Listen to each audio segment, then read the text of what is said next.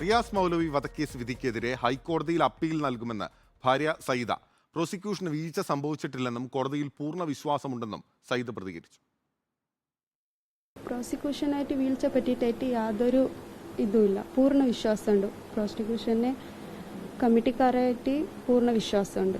അതായിട്ടാണ് ഇവിടെ വന്നിട്ട് അത്ര ദൂരത്തുനിന്ന് ഇവിടെ വന്നിട്ട് പിന്നെയും ഹൈക്കോടതിയിലേക്ക് അപ്പീൽ ഇടണമെന്നിട്ട് ഈ ഷജിത് സാറിനെ ഏൽപ്പിച്ചത്. പൂർണ്ണ പ്രതീക്ഷയുണ്ട്. കേസിൽ നടക്കുന്നത് രാഷ്ട്രീയമാണെന്നും ആരോപണ വിധേയനെ സർക്കാർ പ്രോസിക്യൂട്ടർ ആക്കുകയാണെന്നും KM ഷാജി ആരോപിച്ചു. റിയാസ് മൗലവി വധക്കേസിനകത്ത് തുടക്കം മുതൽ ഇപ്പോഴും സംഭവിച്ചുകൊണ്ടിരിക്കുന്നത് കൃത്യമായിട്ടുള്ള രാഷ്ട്രീയമാണ്. ഒരു ചീറ്റിംഗ് കേസിനകത്ത് പ്രതി ചേർക്കപ്പെട്ട് നിൽക്കുന്ന ഒരു പ്രോസിക്യൂട്ടറാണ് റിയാസ് മൗലവി വധക്കേസിലെ പ്രോസിക്യൂട്ടറായിട്ട് വന്നിട്ടിരിക്കുന്ന വ്യക്തി. സിനോജ് തോമസ് ആണ് വിവരങ്ങളുമായി ആദ്യം ചേരുന്നത്. സിനോജ്, വിധിക്കെതിരെ ഹൈക്കോടതിയിൽ അപ്പീൽ നൽകുകയാണ് ഭാര്യ സൈദ. എന്തൊക്കെയാണ് സൈദ ഇന്ന് മാധ്യമങ്ങളെ കണ്ടപ്പോൾ പ്രതികരിച്ചിരിക്കുന്നത്? പ്രോസിക്യൂഷനിൽ വിശ്വാസമുണ്ട്, അതായത് ഇതിനകത്ത് പ്രോസിക്യൂഷന് വീഴ്ച സംഭവിച്ചു, സർക്കാർ ഒത്തുകളിച്ചു എന്നുള്ള ആരോപണങ്ങൾ ഒരു വശത്ത് നിൽക്കുമ്പോഴാണ് പ്രോസിക്യൂഷനും സർക്കാരിനും പിന്തുണയുമായി എന്തായാലും റിയാസ് മൗലവിയുടെ ഭാര്യ തന്നെ രംഗത്തെത്തുന്നത്. ബിനിൽ, ഈ റിയാസ് മൗലവി വധക്കേസിലെ വിചാരണ കോടതിയുടെ വിധിക്കെതിരെ കഴിഞ്ഞ ദിവസമാണ് സർക്കാർ ഹൈക്കോടതിയിൽ അപ്പീൽ നൽകിയത്. ഇതിന് പിന്നാലെയാണ് റിയാസ് മൗലവിയുടെ ഭാര്യ സയ്യിദ കൂടി അപ്പീൽ നൽകുന്നത്. ഇന്ന് കോഴിക്കോട് അവർ എത്തിയിരുന്നു.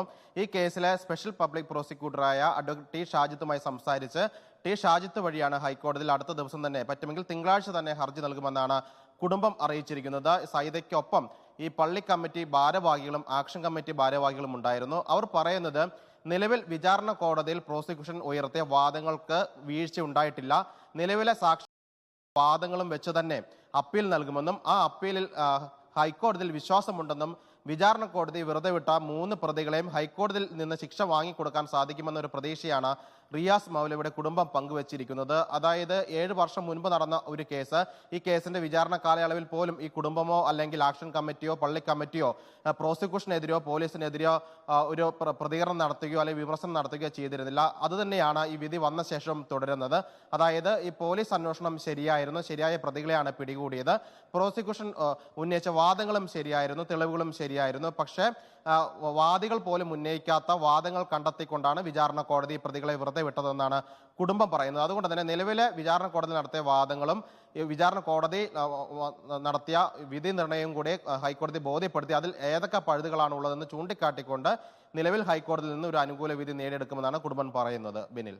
ഓക്കെ, സിനോജ് തോമസ് ആണ് വിവരങ്ങൾ നൽകിക്കൊണ്ടിരിക്കുന്നത്. ദീപക് മലയമ കൂടി നമുക്കിപ്പം ഇപ്പോൾ ചേരുകയാണ്. ദീപക്, KM ഷാജി പറയുന്ന ആരോപണങ്ങളുടെ അടിസ്ഥാനം എന്താണ്?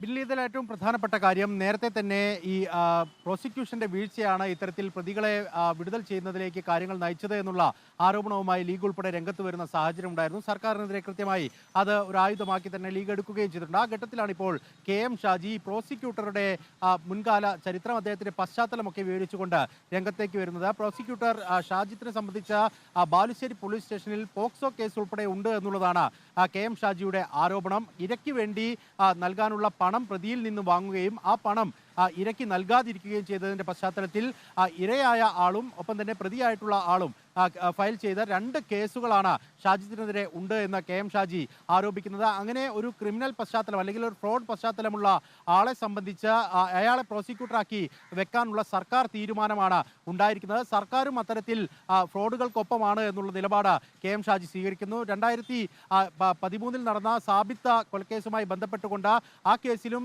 നേരത്തെ തന്നെ ഹയർ അപ്പീൽ പോകുമെന്ന് സർക്കാർ പറഞ്ഞിരുന്നുവെങ്കിലും ആ കേസിലും അപ്പീൽ പോകാൻ സർക്കാർ തയ്യാറായില്ല എന്നുള്ള ആരോപണവും കൂടി KM ഷാജി ഉന്നയിക്കുകയാണ്. ഇങ്ങനെ രാഷ്ട്രീയം മാത്രമാണ് ഈ കേസിൽ നടക്കുന്നത്, അതിനപ്പുറത്തേക്ക് മറ്റൊന്നും തന്നെ ലക്ഷ്യമല്ല എന്നുള്ള ആരോപണവും ആക്ഷേപവുമാണ് ഇപ്പോൾ KM ഷാജിയുടെ ഭാഗത്ത് നിന്ന് ഉണ്ടാകുന്നത്.